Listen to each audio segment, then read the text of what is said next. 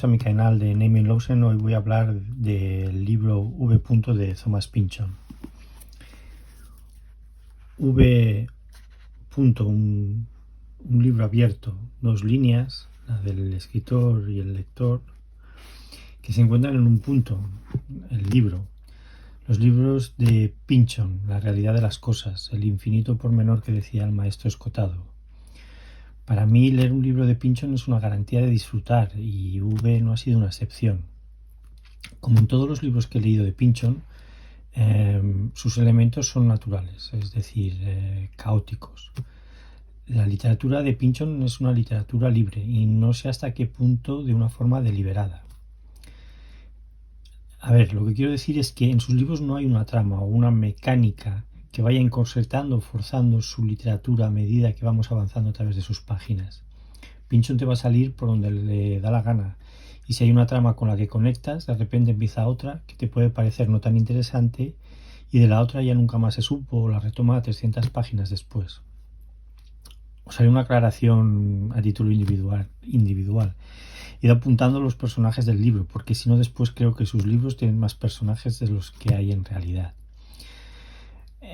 No hay duda que la experiencia lectora de un libro de Pynchon creo que va a variar radicalmente de un lector a otro, ya que al no seguir unos patrones estándares tenemos que tirar de nuestra individualidad para desvelar. La manera que escribe Pynchon yo creo que es una metáfora encubierta de aquello que subyace en sus libros. Para mí los libros de Pynchon son auténtica dinamita para el orden social establecido. Si os fijáis, este orden social subyace en la mayoría de los productos culturales que consumimos hoy en día.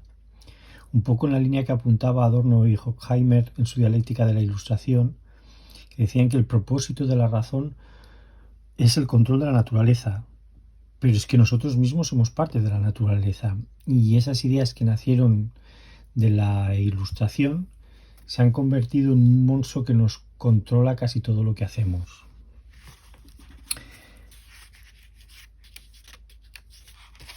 Escribe Pynchon: hay más detrás y dentro de V. de lo que ninguno de nosotros ha sospechado. No quién, sino qué. ¿Qué es ella?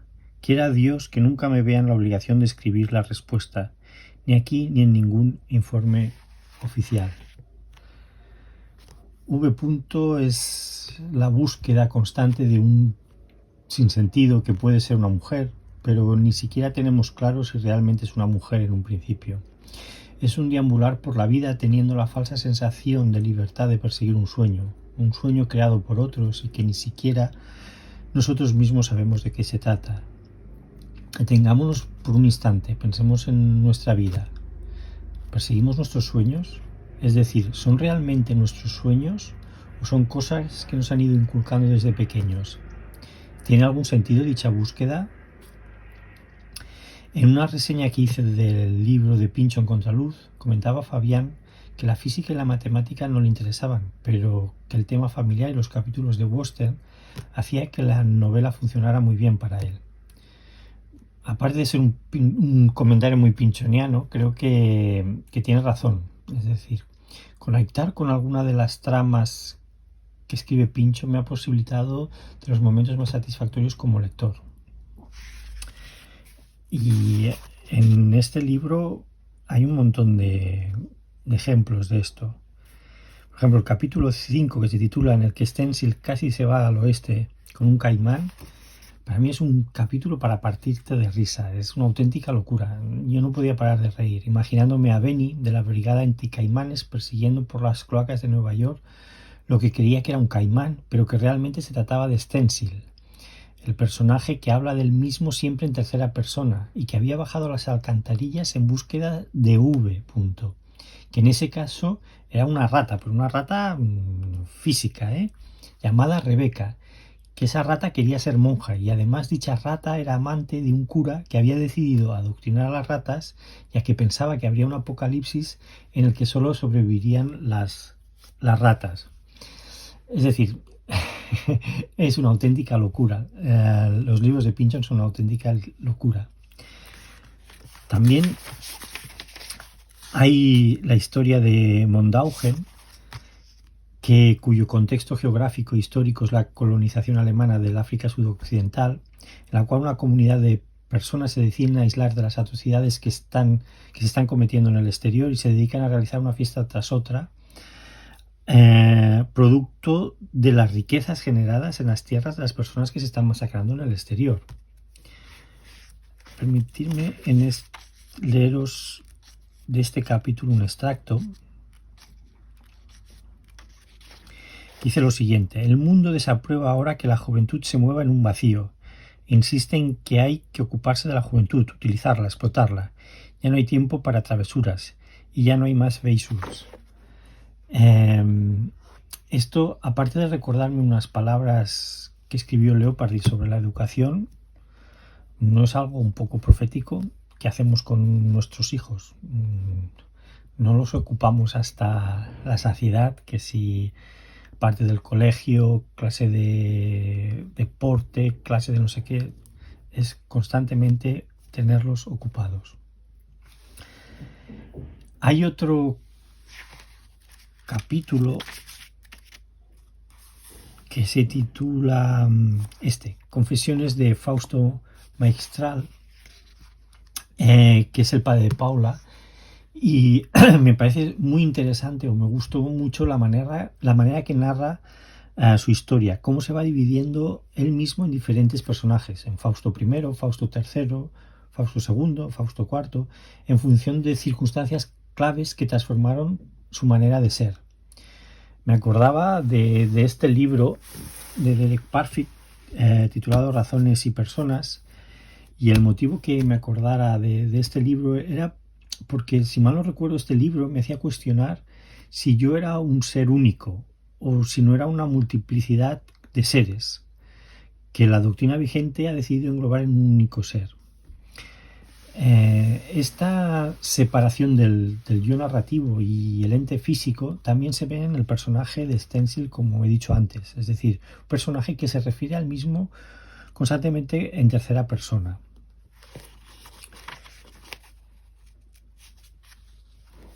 Escribe Pynchon: muy bien, joven Evan, se murmura a sí mismo.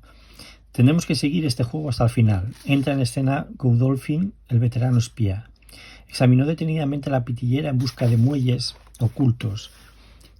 Tanteó el forro para comprobar si se había metido algo debajo. Nada. Comenzó a registrar la habitación, doblando el colchón y escrutándolo en busca de costuras recientemente recosidas. Registró minuciosamente el armario, encendió cerillas en los rincones oscuros, miró a ver si había pegado con cinta adhesiva bajo los asientos de las sillas. Al cabo de 20 minutos no había hallado todavía nada y comenzaba a sentirse inepto como espía. Se dejó caer desconsolado sobre una silla, cogió uno de los pitillos de su padre, encendió una cerilla. «Espera», dijo. Sacudió la cerilla para apagarla. Acercó una mesa, se sacó un cortaplumas del bolsillo y con cuidado cortó longitudinalmente cada uno de los pitillos, sacudiendo el tabaco al suelo. Al tercer intento tuvo éxito. Escrito en lápiz en el interior del papel se leía: «Descubierto aquí. Schweizvogel, 10 noche. Ten cuidado, padre». Os he leído este texto en el que Eva registra la habitación de su padre en busca de un mensaje secreto, un poco buscando una metáfora de lo que representan para mí los libros de Pynchon. Es decir, los libros de Pynchon son como dicha habitación. Si los lees con detenimiento encontrarás mensajes ocultos. Os pondré un ejemplo de ese infinito pormenor que os hablé al principio. Hay una expedición encabezada por un tal Hugh Godolphin, el padre de Evan, para investigar un lugar desconocido llamado Beisu. De dicha expedición solo sobreviven 3 personas, uno de ellos es Godolphin. Hay un gran interés de los poderosos en saber sobre este lugar, Beisu.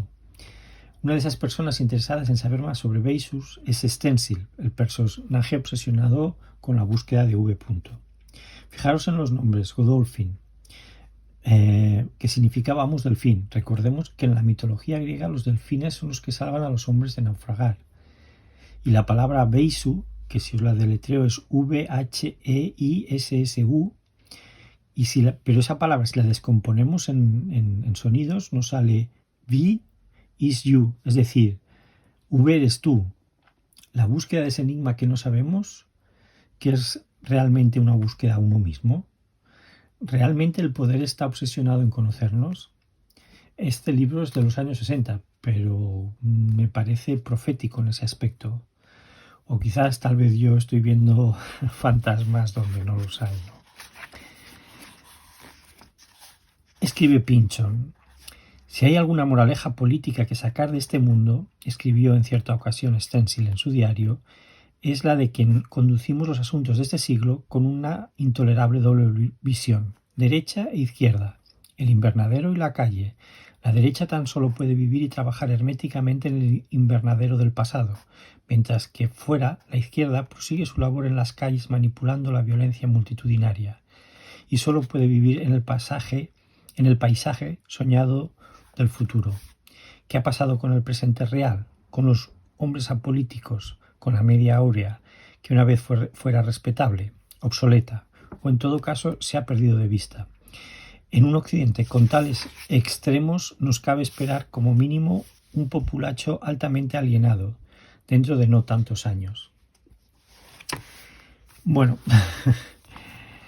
una sociedad dividida en dos,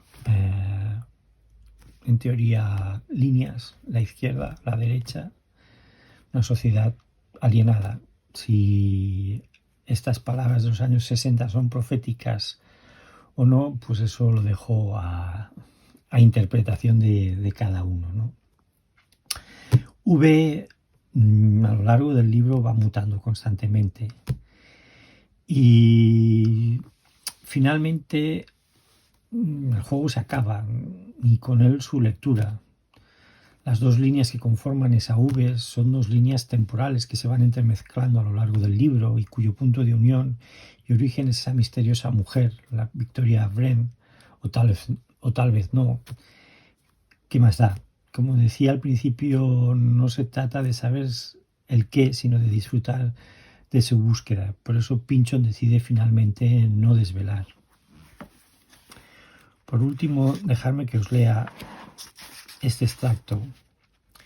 Aun cuando alguno de nosotros no vamos a ningún sitio y nos engañamos creyendo que estamos en algún sitio, es una especie de don y las objeciones que se le pueden hacer son raras e incluso capciosas. Aquella noche establecieron entre ellos que el mundo estaba bien follado. Los infantes de marina, comandos y marineros ingleses que pasaban sin ir tampoco a ningún sitio contribuían a que lo creyesen. No estés triste. Brenda, todos estamos tristes. Sí, Benny, lo estamos. ¿Y yo, o vosotros, vamos o estamos en algún sitio?